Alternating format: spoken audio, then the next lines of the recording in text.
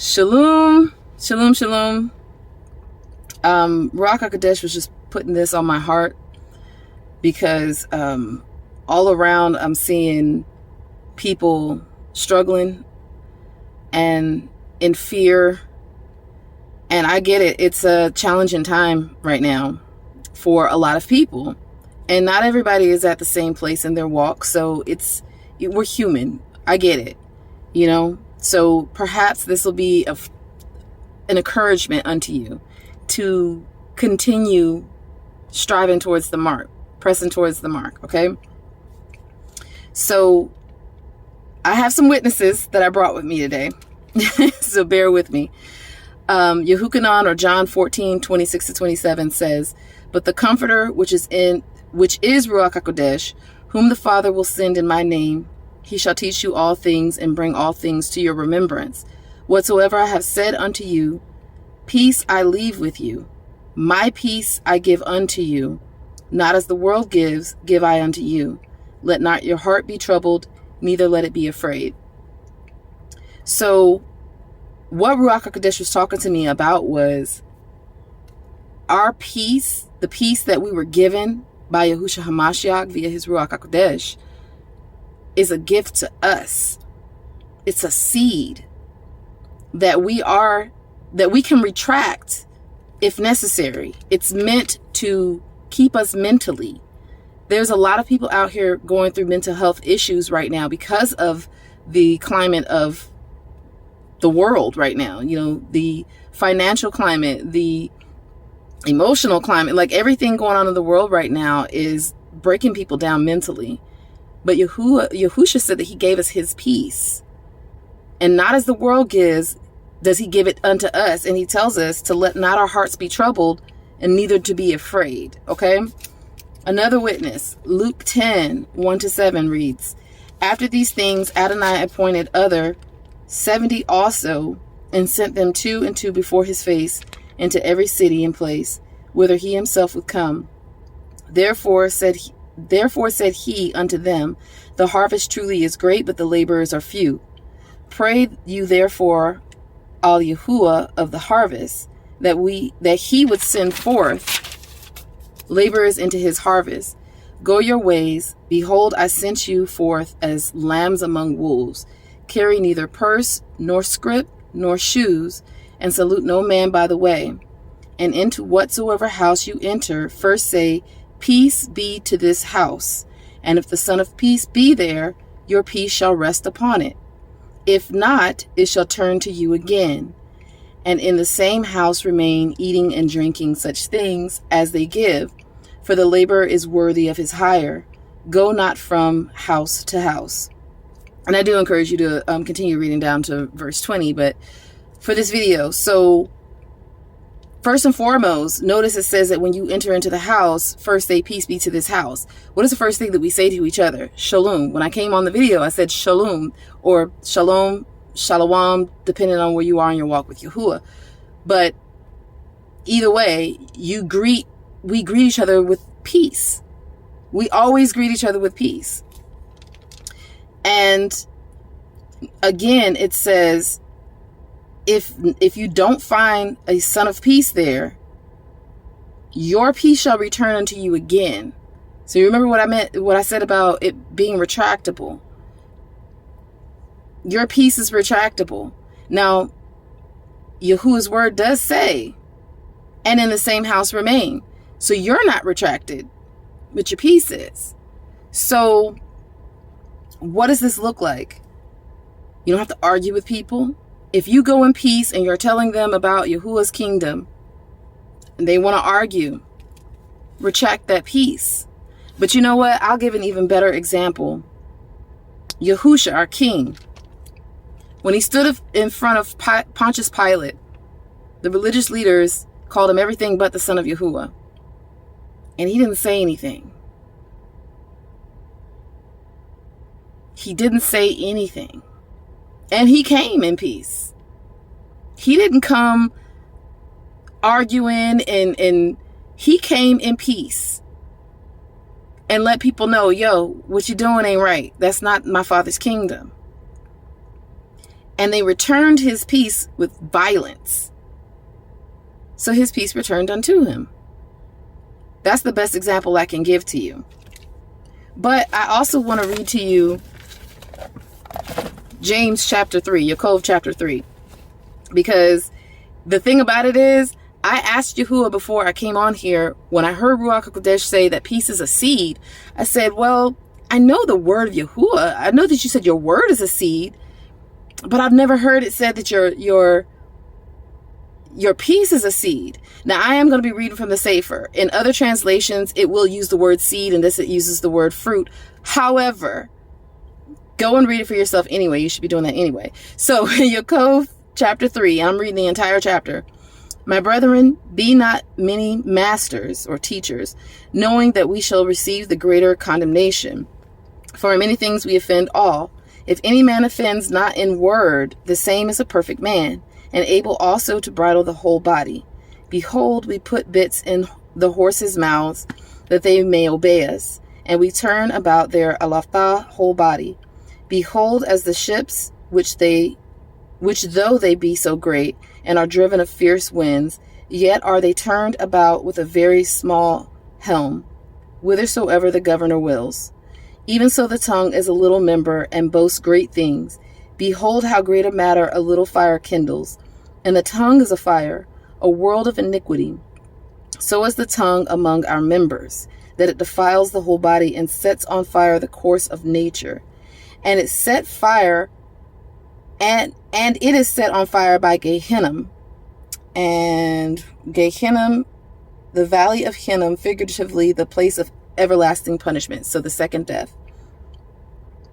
For every kind of beast, and of birds, and of serpents, and of things in the sea is tamed, and has been tamed of mankind. But the tongue can no man tame. It is an unruly evil, full of deadly poison. Therewith bless we Yahuwah, even the Father, and therewith curse we men, which are made after the similitude of Yahuwah. Out of the same mouth proceeds blessing and cursing. My brethren, these things ought not so to be. Apologies for my reading skills. Does a fountain send forth at the same place sweet water and bitter? Can the fig tree, my brethren, bear olive berries, either a vine figs? So can no fountain, both yield salt water and fresh. Who is a wise man and endued with knowledge among you? Let him show out of a good conversation his works with meekness of wisdom. But if you have bitter envying and strife in your hearts, glory not and lie not against the truth. This wisdom descends not from above, but is earthly, sensual, devilish. For where envying and strife is, there is confusion in every evil work. But the wisdom that is from above is first pure, then peaceable, gentle, and easy to be entreated, full of mercy and good fruits, without partiality and without hypocrisy. Meaning you're doing what you're saying and what you were told. And the fruit of righteousness is sown in peace of them that make peace. And again, if you look in other translations like the NIV, I want to say the NKJV, so on and so forth, it says, and the seed of righteousness is sown in peace. So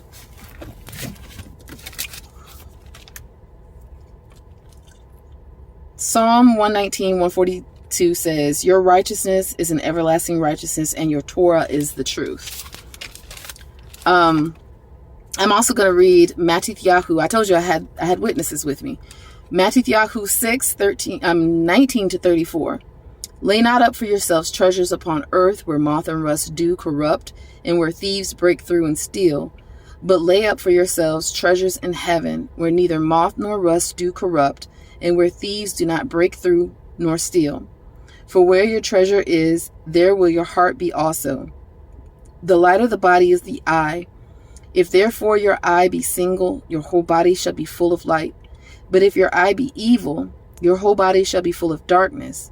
If therefore the light that is in you be darkness, how great is that darkness? No man can serve two Adonim, for he will either hate the one and Alatha love the other, or else he will hold to the one and despise the other. You cannot serve Yahuwah and Mammon. Therefore I say unto you, take no thought for your life, what you shall eat or what you shall drink, nor yet for your body what you shall put on. Is not the life more than food, and the body than raiment? Behold the fowls of the air, for they sow not, neither do they reap, nor gather into barns, yet your heavenly Father feeds them. Are you not much better than they? Which of you by taking thought can add 1 cubit unto his stature? And why take you thought for raiment? Consider the lilies of the field, how they grow. They toil not, neither do they spin. And yet I say unto you, that even Shalomah, who is Solomon, son of David, in all his glory was not arrayed like one of these. Wherefore, if Yahuwah so clothe the grass of the field, which today is, and tomorrow is cast into the oven, shall he not much more clothe you, O you of little faith? Therefore, take no thought, saying, what shall we eat, or what shall we drink? Or wherewithal shall we be clothed? For after all these things do the other nations seek. For your heavenly Father knows that you have need of these things. But seek you first the kingdom of Yahuwah and his righteousness, and all these things shall be added unto you. Take therefore no thought for the morrow shall take thought for the things of itself. Sufficient unto the day is the evil thereof. First thing Ruach HaKodesh said, seek first the kingdom of Yahuwah. His kingdom is his Torah, his statutes, and his commandments, or Dabarim, which is Deuteronomy. So his laws, statutes, and commandments is his kingdom. And then it says, and his righteousness. Yahushua HaMashiach, our King, our Savior, our Redeemer, our kinsman Redeemer, is his righteousness. Yashayahu 41:10 tells us that Yahuwah will uphold us with his righteous right hand. That is Yahushua HaMashiach. So he gives us his peace. He tells us how to move and operate in that peace. Don't give it away and leave it sitting there with men of chaos. And when I say men, I'm talking about mankind. So it could be women, children, whatever. Do not leave your peace with someone who is chaotic, someone who wants to argue, someone who wants to just be combative, someone who is not of peace. If you come across someone in peace and they receive you in peace, then your peace can remain there. But our peace is for our own mental health. It's for our own mental health. Because the thing about it is, when you give someone your peace who's chaotic and you don't retract it when they start spewing chaos at you, you start to eat that chaos and then you become defiled. Okay? So that defilement leads to a leprosy in the flesh. So again, I don't know if I've mentioned this. I probably have in the other videos. I don't know, you guys. But Yahuwah has had me in the book of Leviticus, Vayakra, for quite some time now. And he's been slowly but surely showing me the different things that he was speaking of, truly speaking of, in this book of the law. Vayakra 13, or Leviticus 13, it talks about discerning the plague of leprosy or uncleanness in a person. And that person has 7 days of isolation.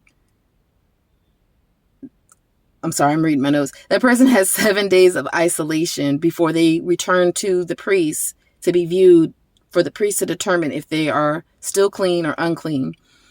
I'm not going to go into a whole long spiel about any of this. Take it to the Father, pray about it.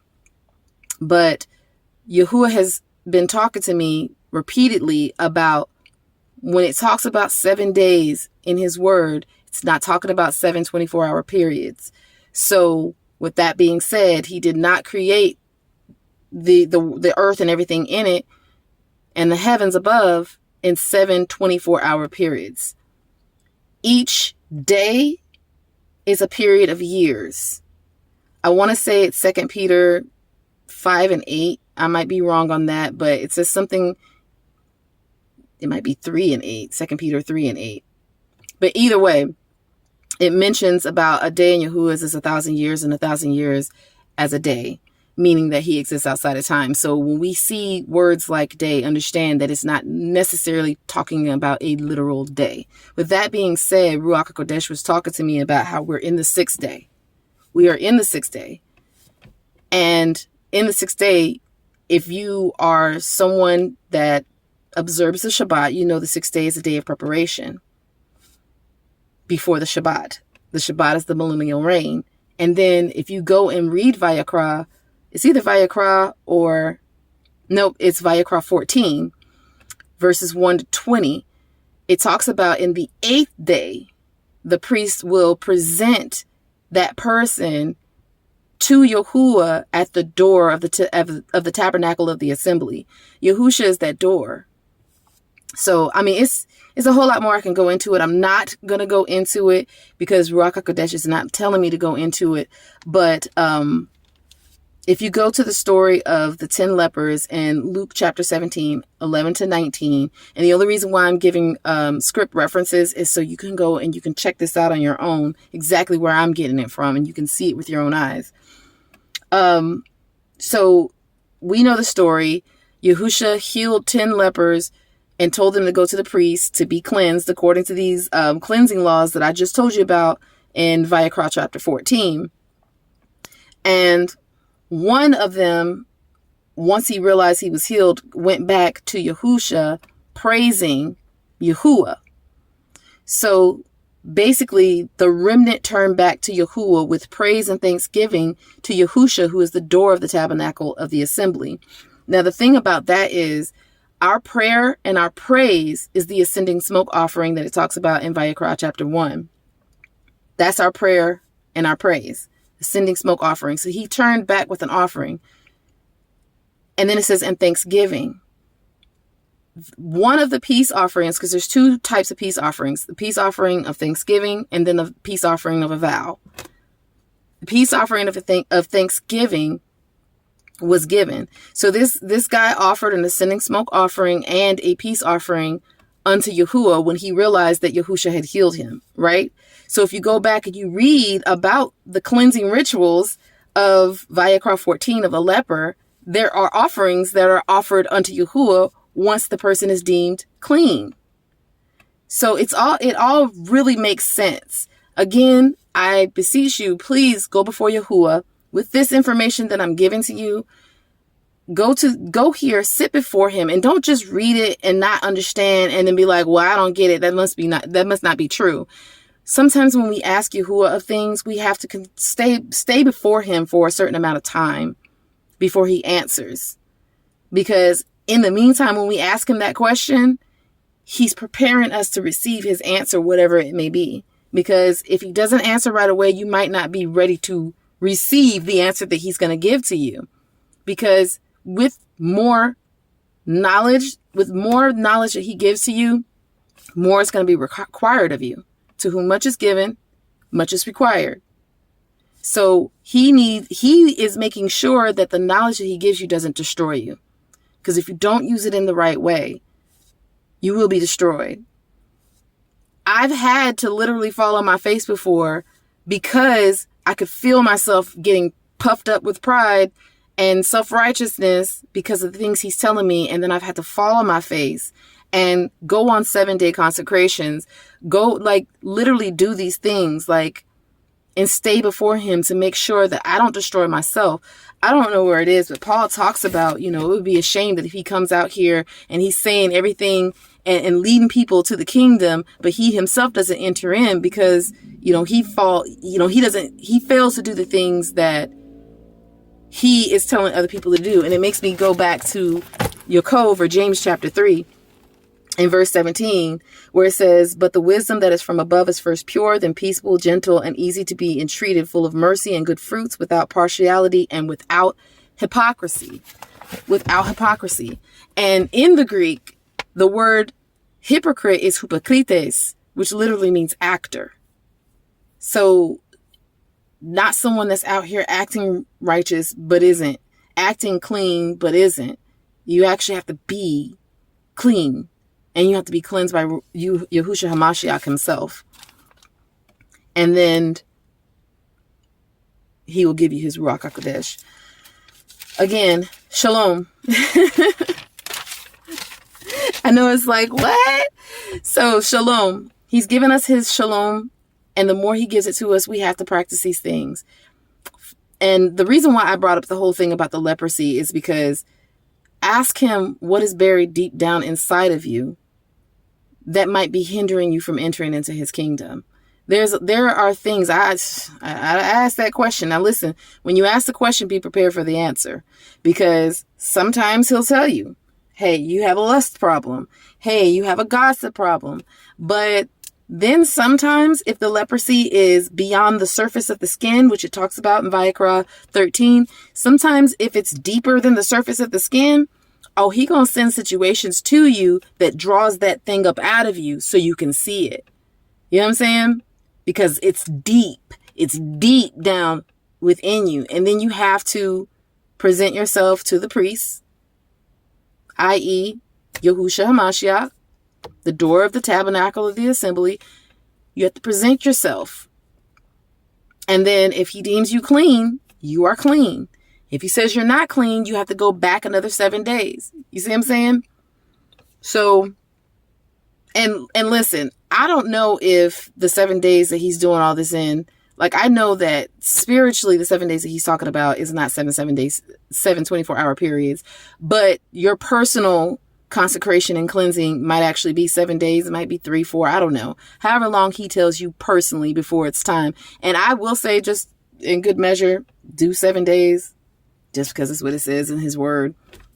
That would make more sense to me.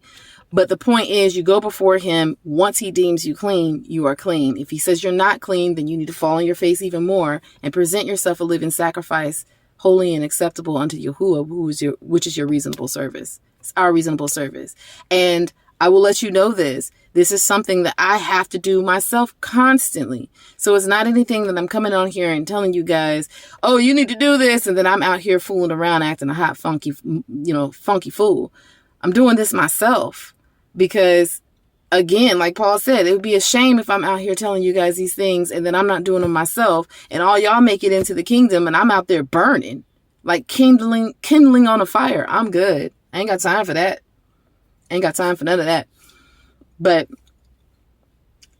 again, your peace, handle it correctly. You do not have to prove to anybody who you are. You do not have to argue about the word of Yahuwah. It speaks for him. His word speaks for itself. His word is the authority in the land. So you don't have to argue with anybody about it. If they don't receive it in peace, let your peace return unto you. Guard your heart, protect your mind. You know what I'm saying? Still walk in love, still walk in gentleness, still walk in self-control, but do not give your peace away to someone who is not receptive of that peace. And if you have, then present yourself to the priest, because that's a leprosy in your flesh. And it's okay. We all have to do this. We all have to do it. I know I always get on here and I repeat myself 1,000 times, but you know what? If you go and you read this history book that we call the Bible, Yahuwah repeats himself more than 1,000 times. Everything is just him repeating himself over and over and over again in a different way, because he wants to make sure we get it. So hallelujah, Yahuwah. Let your peace return unto you. Yahusha gave you this peace. All this stuff, I am literally seeing people breaking down because they can't afford to live. They can't afford to eat. They can't afford to exist. And Yahusha has already told us we're not supposed to worry about these things. Let every day preceding today worry about itself. You focus on what Yahuwah has given you to do for today and let him take care of everything else. If he has told you to meditate on his word day and night, you meditate on his word day and night. Let him pay them bills. Let him figure out where you finna live, how you gonna eat, what you gonna put on your body. Let him figure that out. He is your father. That is not our job. And I'm gonna throw this in here. just to help you guys understand that I'm not just out here barking some orders out at you guys and I'm not doing it myself. I have a job where I make between $300 and $400 every 2 weeks. That means that very seldom do I actually get to the 400 mark. It's usually in like smack dab in the middle. Every 2 weeks, that's what I make. I'm a single mother. His father does not help me as much as you would think. He does send me money like every 3 months, like $150.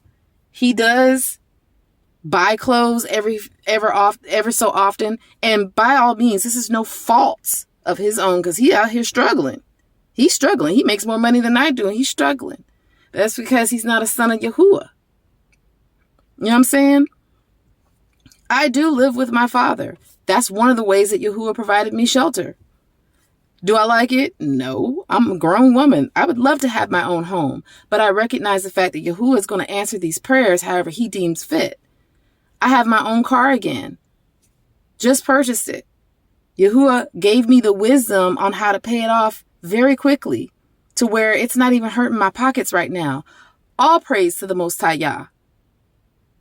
He is able, is what I'm telling you. And listen, I just told y'all how much I make every 2 weeks. I have I have a cleaning business. I have 2 residential places that I clean outside of my main job.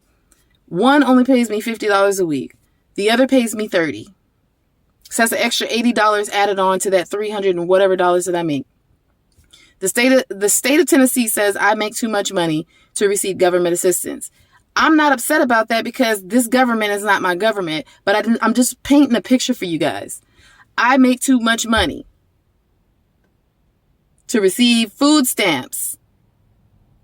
But when I tell you, when I go to the store, I'm paying $80 to $100 for me and my son every time I go to the store, and I go quite often. But my bank account is not thirsty. My bank account is like, I don't have a lot in there, but Yahuwah is providing. Remember, I gave you guys, I made the video about, he's got you. And he told me he's got me, and he does. He's been showing that to me. We all know the story about Yahusha and the 5 loaves of bread and the 2 fish. One of the things that Ruach HaKodesh was pointing out to me about that story most recently is the 5 loaves of bread and the 2 fish didn't even come from Yahusha. It was somebody else's. And he still was able to take that and multiply it. Like, multiplied it. You know what I'm saying? The stuff that you got, he can multiply it. It's not up to us. Like, I don't even really look at my bank account that often anymore. I might look at it to make sure ain't no scamming going on, which I have found that there is a company that had been taking money out of my bank account that I didn't sign up for. So yeah, I look at it from time to time in regards to that. But other than that, when I see them numbers on the register, I'd be like, dang, why is it so much? But I still put that chip in there, that card in there, and I still pay for it. And never have I ever gone hungry.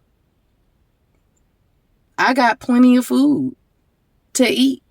And I fully believe that if I didn't have the money, Yahuwah would still give me food to eat. Not to mention that man does not live on bread alone, but by every word that proceeds forth out of the mouth of Yahuwah. So, going back to the consecration and whatnot, we should be fasting and praying anyway. So if you're fasting, that means you don't need to eat, which means you don't necessarily need to be buying groceries all the time. And I do understand some folks got kids, like I have a child, so you might need to buy groceries for them. Or you can start teaching your children how to fast. I'm just saying, take it to Yahuwah. I'm not him. But I'm just saying, like, he's given us these things, these tools to help us make it through hard times. Like, we don't have to be out here afraid. If we're doing what he says, seek first his kingdom. Remember, his kingdom is his laws, statutes, commandments, and his righteousness, Yahushua HaMashiach. I don't know why. I don't know why. Then we'll be okay. We'll be okay. Long video saying the same thing over and over again. But again, I need to make sure that my mishpachah is okay. Are y'all okay? Because folks out here, like, taking their lives over this. And there's unfortunately folks in the truth, because you may be a babe. There's folks in the truth that are sweating. You don't have to sweat, sweetie. You don't have to sweat. You don't have to worry. It's not your job. Do what Yahuwah tells you to do. I'm going to read this one last time. I'm going to get off. Let me get back on here. Might help if I get to the right place. But seek you first the kingdom of Yahuwah and his righteousness, and all these things shall be added unto you. Take therefore no thought for the morrow, that's for tomorrow, for the morrow shall take thought for the things of itself. Sufficient unto the days the evil thereof. So you ain't got to worry about tomorrow. Just focus on today and what Yahuwah got you doing. I love you guys. There was something that I forgot to say. The offering of Thanksgiving, which I said was the peace offering, that is faith in Yahusha. If you read Romans 5:1, I don't have it in front of me right now, but just go read Romans 5:1. It says that we have peace with Yahuwah by our faith in Yahusha. So the peace offering, whether it be an offering of Thanksgiving or a vow offering, is our faith. So when we have faith in Yahuwah HaMashiach, we are offering an offering of peace unto Yahuwah. I forgot to say that, and it's actually a very crucial piece of the puzzle, because you don't know what Thanksgiving is if you don't know what the peace offering is. So the peace offering is our faith in Yahuwah HaMashiach. I apologize. So when that one leper went back in praise and thanksgiving, he was offering praise unto Yahuwah via his faith. That's the Thanksgiving, via his faith in Yahushua HaMashiach. Okay, I just had to say that to clear that up, because, yeah, you need to know that. All right. Again, much shalom and ahava.